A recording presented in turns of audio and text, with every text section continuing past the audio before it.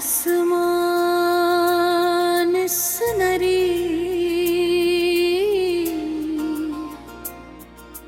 नारन जी और सुर्ख रंगों से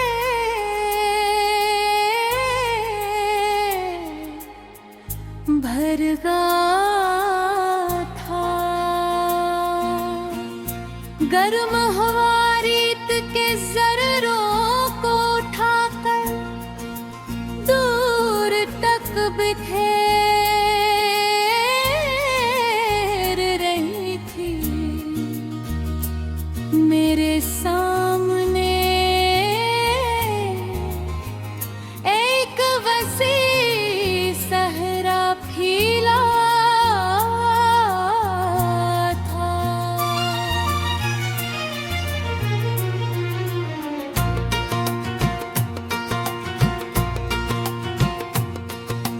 जहां तक नजर जाती सरफरेब ही लेक दिखाई देती थी। खामोश,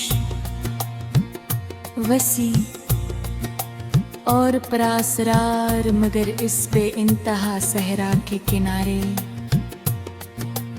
एक करात था राखी। कन्हा मेर पुराना, उसकी शाखें खुशक थीं, मगर वो अब भी जिंदे था। मैं इसी दरख्त को देखने आया था।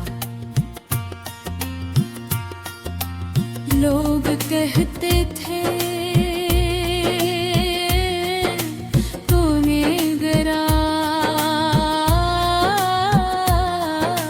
सदियों से यहाँ मौजूद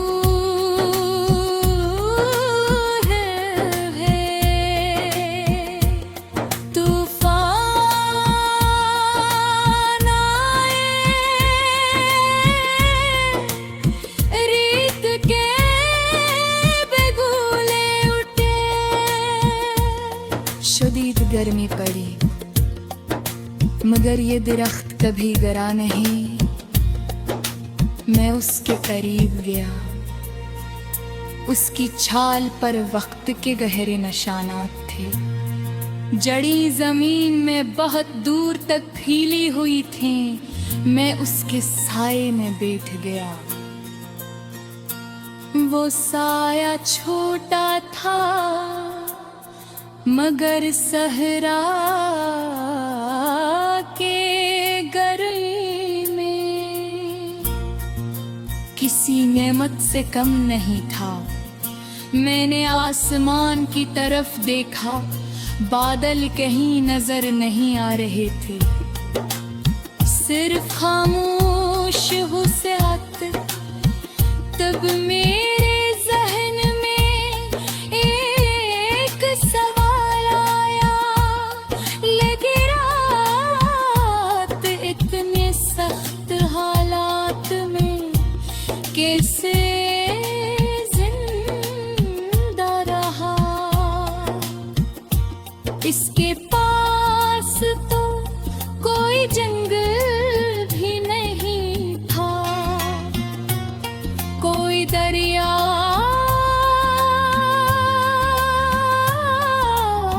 भी नहीं, कोई साथ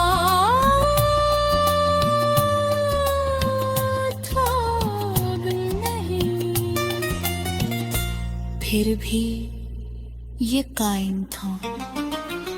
मैं काफी देर तक उसके बारे में सोचता रहा। फिर मुझे एहसास हुआ कि असर का रास्त का राज इसकी शाखों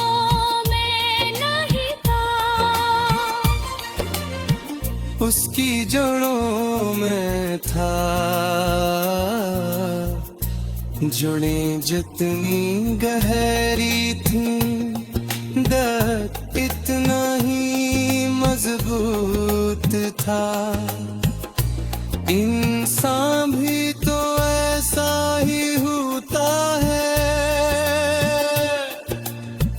जिसके उसूल मजबूत हो,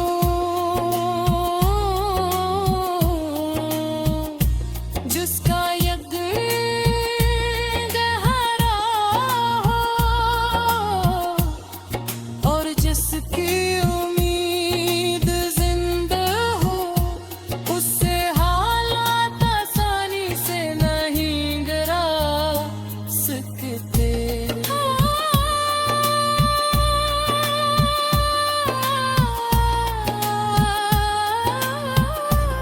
हवा तेज होने लगी, रेत के ज़रात फज़ा में अड़ने लगी, मगर दर्द अपनी जगह कायम बहार मैं इसे देख कर मुस्कुरा गया। मुझे अपनी जिंदगी के वो दिन याद आए, जब मुश्किलात बहुत बड़ी लगती थी, जब हर रास्ता बंद महसूस होता था, जब ऐसा लगता था कि शायद अब आगे बढ़ना मुमकिन नहीं। मगर बर्फ के साथ मैंने जाना कि इंसान अपनी सोच से ज्यादा मजबूत होता है। बस से अपनी ताकत पर यकीन करना कहता है। शाम अब गहरी हो रही थी, सूरज आस्ता आस्ता रेत के समंदर में डूब रहा था। पूरा सहरा सुनहरी रोशनी में नहा गया था।